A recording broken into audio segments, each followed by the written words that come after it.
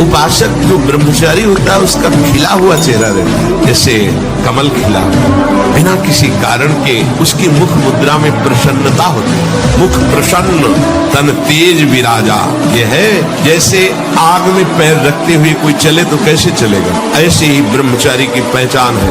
इतनी स्फूर्ति उसके अंदर होती है।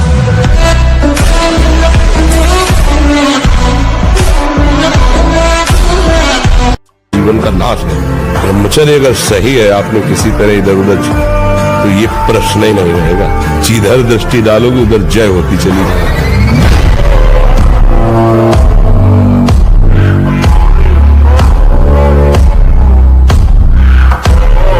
अगर गृहस्थी में भी है, संयम से रहकर भजन करके फिर बुद्धिमान, ज्ञानवान, बलवान बालक पैदा होगा। ब्रह्मचर्य ही परम तप है, ब्रह्मचर्य ही परम धन है, ब्रह्मचर्य परम एकाग्रता है। एकाग्रता ब्रह्मचर्य से आती है। आंख मूंदो या खुली रखो, अगर ब्रह्मचर्य ठीक, एक शीतलता, एक गंभीरता, और जिधर दृष्टि लगा उधर एकदम। ब्रह्मचर्य ही परम तप है, ब्रह्मचर्य ही परम धन है, ब्रह्मचर्य परम एकाग्रता है। एकाग्रता ब्रह्मचर्य से आती है। आंख मूंदो या खुली रखो, अगर ब्रह्मचर्य ठीक।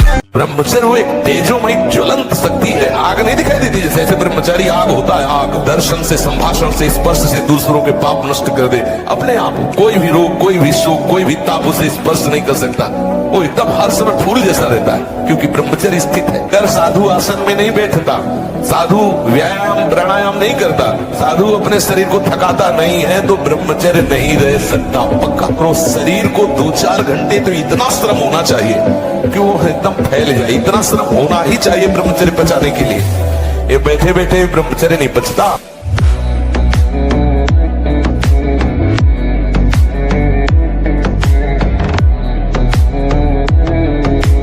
खेल में तो तभी मजा आता है जब उसमें कठिनता हो। क्यों? सच्चा खिलाड़ी वही। अगर कुश्ती लड़ने में सामने वाला योद्धा कमजोर तो कहता है यार काय को मतलब। अपने से स्वभाव से लड़ने में अच्छा लगता है सूरवीर को। गेम खेलने में तो तभी जब कठिनता हो। हमको जो गेम दिया गया है इसमें माया विघ्न डालती है। हमारे पास बल भी है तो भगवान का।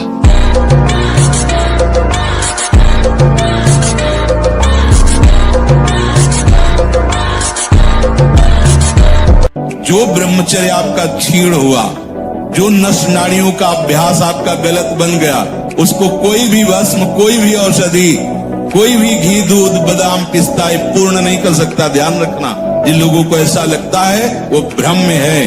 ब्रह्मचर्य अत्यंत आवश्यक है।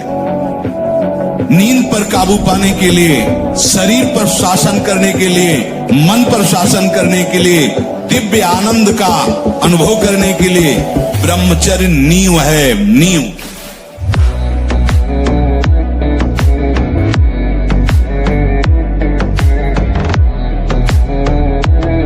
ब्रह्मचर्य अत्यंत आवश्यक है। नींद पर काबू पाने के लिए, शरीर पर शासन करने के लिए, मन पर शासन करने के लिए, दिव्य आनंद का अनुभव करने के लिए ब्रह्मचर्य नींव है, नींव।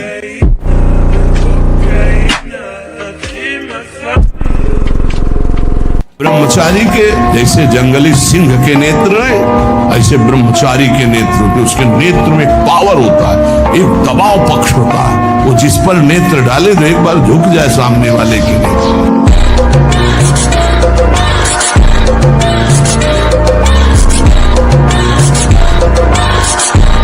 जो हस्त क्रिया या अन्य अष्टमैथुनों के द्वारा वीर शक्ति का नाश करता है, तो सफेद कीट ये नष्ट होने लगते हैं।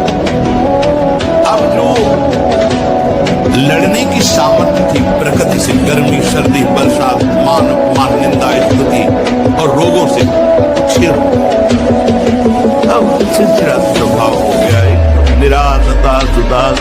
अब क्या करें, शरीर नष्ट कर दे, वो डिप्रेशन में पहुंचने लगता है। समझो, अधिकतर हमारी दुर्दशा हुई। ध्यान देकर सुनना।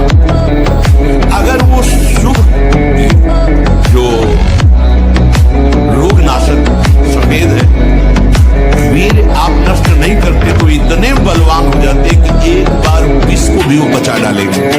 मनुष्य जीवन का जो डीजल है वो ब्रह्मचर्य है। की बात समझ लो, इस गाड़ी को चलाने के लिए ब्रह्मचर्य चाहिए, अध्यात्म। ब्रह्मचर्य ऐसे थोड़ी रह जा सकता है कि आप खाओ बड़े ब्रह्मचारी रह जाओ।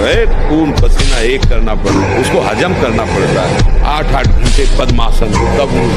अब ऐसे थोड़ी परमार्थ में चला जाता है, थोड़ा दसो अपने।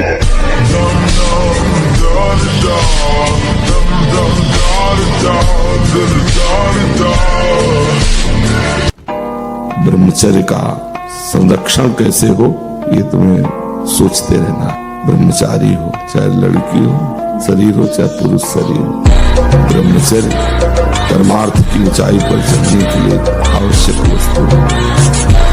ये जो आज का वातावरण बन रहा है ना, ये ठीक नहीं है, गृहस्थी के लिए भी ठीक नहीं। तुम गृहस्थी के योग्य भी नहीं रह जाओगे, संतान उत्पन्न करने की सामर्थ्य नहीं रह जाएगी।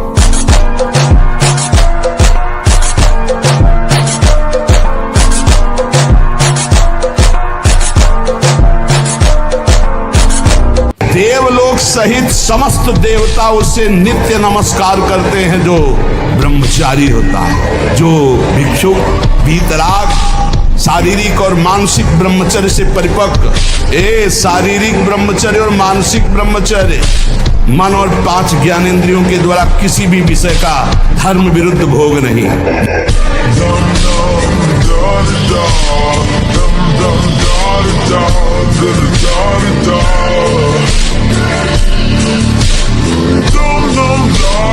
क्या मुर्दे जैसा चीज, जो इंद्री जैसा चाहे वैसा काम कर दे, जैसा चाहे वो हमें शोक दे दे, दुख दे।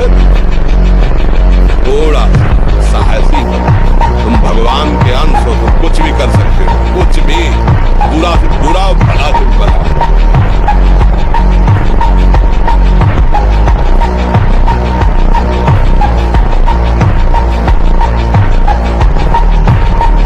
नहीं तो अगर हम 35 वर्ष कभी कोई महात्मा ने एक शब्द बोला तो आज भी हमारे सामने वैसे ही रखा है। ब्रह्मचर्य में इतनी सामर्थ्य, इतनी स्मृति है कि जिस श्लोक को एक बार पढ़ लो वो श्लोक बैठ जाएगा दिमाग, क्योंकि स्मृति उसमें है।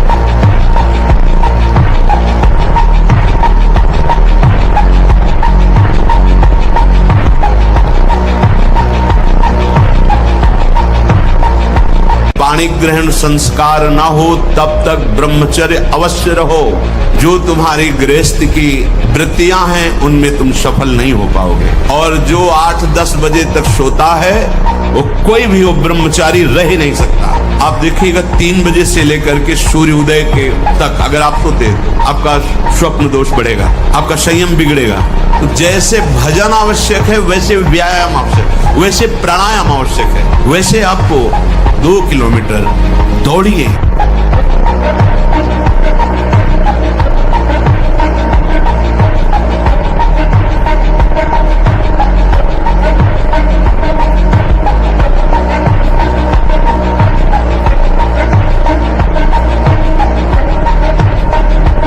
चालीस किलो अन्न पचाने के बाद वो जब ठीक से पच जाएगा तो एक बार जो आप हस्तमैथुन करके वीर्य नष्ट करते हैं वो, और आप दिन में 4 बार करते हैं, आपकी हालत क्या होगी। और यही नहीं कि इसमें केवल पुरुष ही, साफ चाहे बच्चा हो चाहे बच्ची हो, जो इन गंदी आदतों को स्वीकार करेगा वो नष्ट ही हो जाएगा, क्षमता नहीं रह जाएगी। चाहे आप जिस अवस्था को, व्यायाम जरूरी है, तुम्हारी इच्छा ही खत्म हो जाएगी हस्तमैथुन करने की। लगाओ जरा दंड बैठक लगाओ।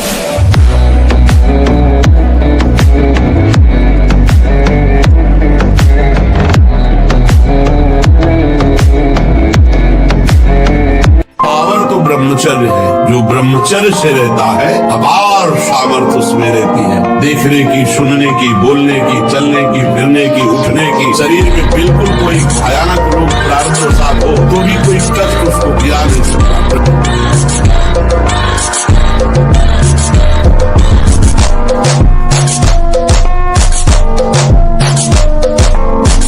सही बात सुनने के लिए भी छाती में बल चाहिए, बोलने की तो बात जाने। अगर तुम इस बात को सुन ले, समझ गए, तो तुम गृहस्थ में रहते हुए भी महाशक्तिशाली बन सकते हो। पर आज हम क्या है, खुद अपनी हो रहे, इसीलिए क्रोधित हो रहे। कमजोर क्रोधित होता है, बलवान क्षमावान होता है। बलवान